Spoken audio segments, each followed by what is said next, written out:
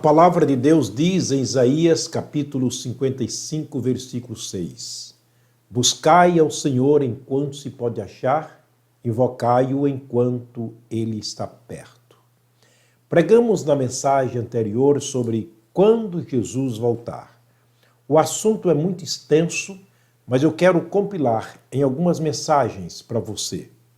Na volta de Jesus, há de acontecer muitas coisas. E entre essas muitas coisas, quero trazer aqui, à luz da palavra de Deus, alguma dessas coisas, alguns desses acontecimentos escatológicos.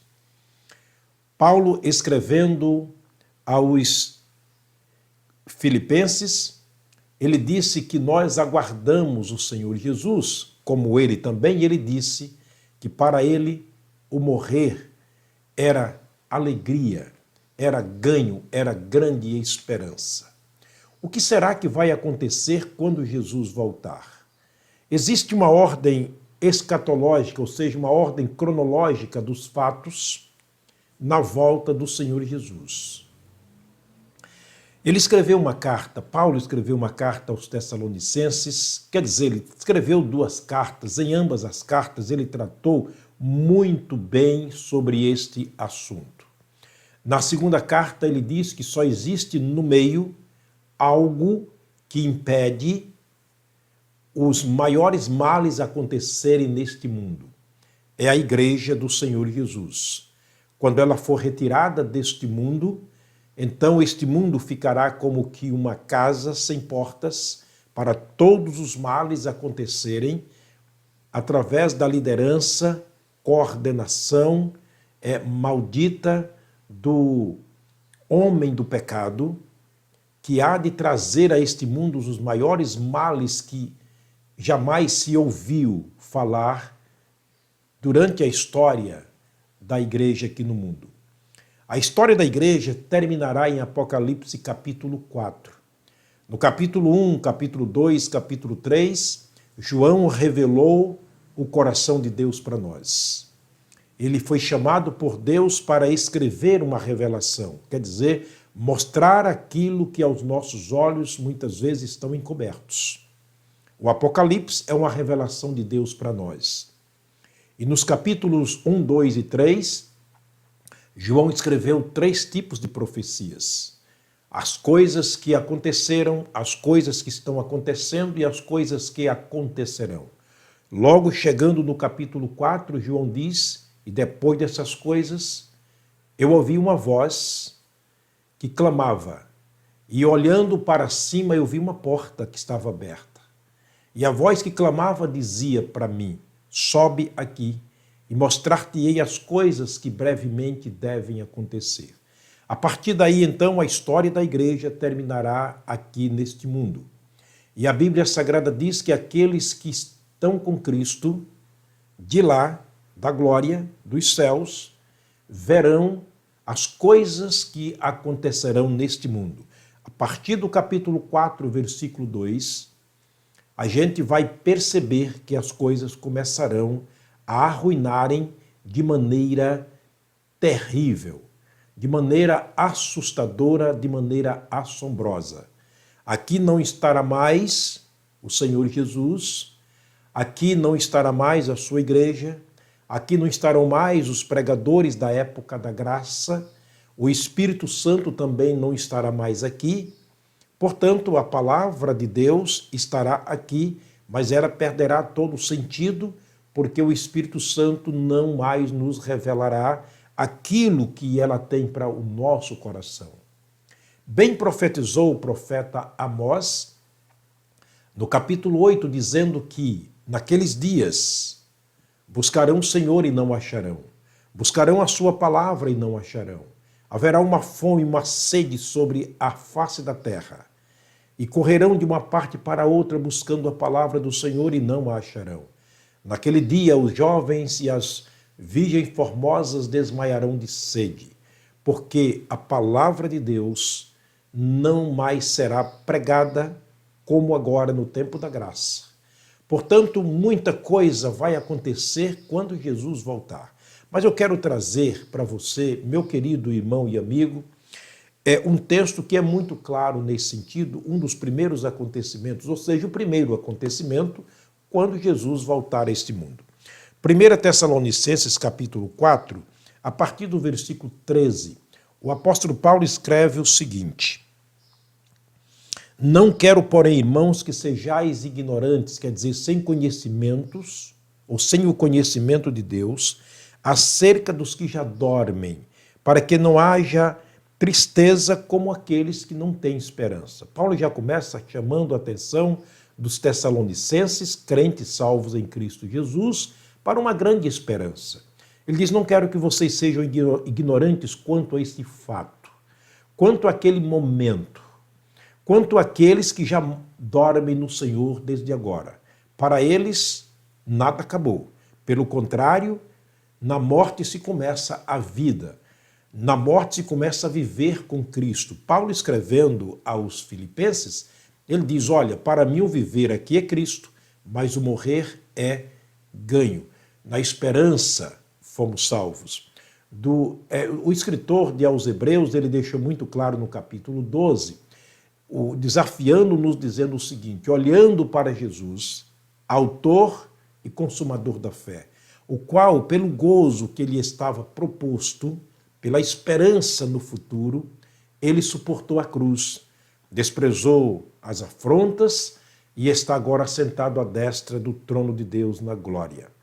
Portanto, Paulo nos chama a atenção aqui dizendo: não quero que vocês sejam sem o conhecimento dos fatos escatológicos e da ordem cronológica dos fatos que acontecerão no futuro, quando Jesus voltar.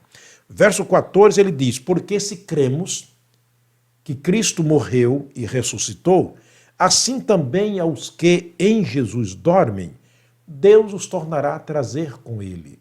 Portanto, ele está mostrando que na volta de Jesus, aqueles que morreram antes da volta de Cristo estão com ele na glória. Estão agora com Jesus em estado de espírito. E quando Jesus voltar, então trará este espírito com ele outra vez. O que será que vai acontecer? É naquele momento Jesus trazendo de volta o espírito daqueles que já estão com ele. Mas aqui existe uma gama de esperança para aqueles que são salvos em Cristo Jesus. Morrendo, logo estará com o Senhor. Paulo disse isto: tenho desejo de partir e estar com Cristo, porque isto é muito melhor. Se a nossa casa terrestre, o nosso corpo, desfizer, nós temos uma casa construída na glória, uma casa eterna, não construída por mãos, mas construída pelo próprio Jesus, como ele disse no capítulo 14 de João: vou preparar-vos lugar. E quando eu for preparar os lugares, voltarei outra vez e levarei vocês para mim mesmo. Não que ele esteja preparando os lugares agora ou completando a nossa redenção, a nossa salvação, porque tudo isso foi realizado na cruz do Calvário. Mas ele nos deixou a esperança de que, voltando, ele voltará também com aqueles que estão agora com o Senhor Jesus em estado de espírito. O versículo 15, ele diz o seguinte: dizemos-vos isto, pois, pela palavra do Senhor, que nós, os que ficarmos vivos para a vinda do Senhor, não precederemos os que já dormem. Para falar da morte, ele usa a palavra dormir. Nós não seremos primeiro do que aqueles que já morreram em Cristo. Primeiro como? Vamos ver no decorrer da leitura e também das mensagens, os fatos aqui sendo desenrolados e criteriosamente ditos para nós, numa linguagem simples de se compreender. O versículo 16, ele termina dizendo o seguinte: porque o mesmo Senhor descerá do céu com alarido e com a trombeta, ou com a voz de arcanjo e com a trombeta de Deus, e os que morreram em Cristo ressuscitarão primeiro. Portanto, fica muito claro que a ordem diz que Jesus voltará e ele voltará com os anjos, trazendo com ele o espírito daqueles que estão com ele agora, que separaram do corpo por ocasião da morte, porque a morte é apenas separação entre o corpo e o espírito, e aí confirma-se o que disse o grande sábio de Deus, Salomão, em Eclesiastes, ele dizendo que no capítulo 12, verso 7, que com a morte o corpo volta para o pó como era, mas o espírito vai para Deus. Há uma grande esperança. E neste momento da volta de Jesus, esse espírito que voltou para Deus, como propriedade de Deus, voltará com o próprio Jesus outra vez, até as nuvens. É claro que neste momento tem que haver uma compreensão que nessa primeira fase da volta de Jesus ao mundo, ele não pisará a terra. Ele estará nas nuvens, como a Bíblia diz, que assim como ele foi, assim ele voltará. Em Atos capítulo 1, ele voltará numa nuvem, e da nuvem ele convocará os seus servos a estarem com ele na eternidade. Nós vamos continuar este assunto, porque é muito importante para que nós tenhamos aqui uma ligeira compreensão deste fato que é muito importante. Portanto, aprendemos que, primeiramente, acontecerá a ressurreição dos mortos. Acontecerá a ressurreição dos corpos daqueles que morreram em Cristo Jesus. No decorrer das lições ou das mensagens, nós estaremos aqui aprendendo como tudo isto vai acontecer. Este é o primeiro grande e maravilhoso acontecimento na volta de Jesus. Você já tem essa esperança? O seu coração já foi dominado por essa esperança? O seu espírito já está salvo pela graça, pela misericórdia e pela bondade do Senhor, mediante a fé no seu sacrifício? Esta é a grande esperança que nos move. Esta é a grande esperança que nos mantém de pé.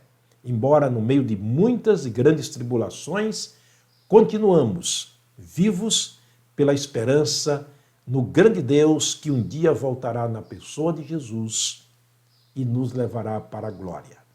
Quero terminar mais uma vez orando. Pai, muito obrigado pela viva e grande esperança que nós temos no Senhor Jesus Cristo, de um dia poder vê-lo voltando nas nuvens dos céus, com alarido, com voz de arcanjo, com a trombeta de Deus, por ver, ó Deus, os mortos em Cristo ressuscitando e todos nós juntos subindo a estarmos com o Senhor na glória.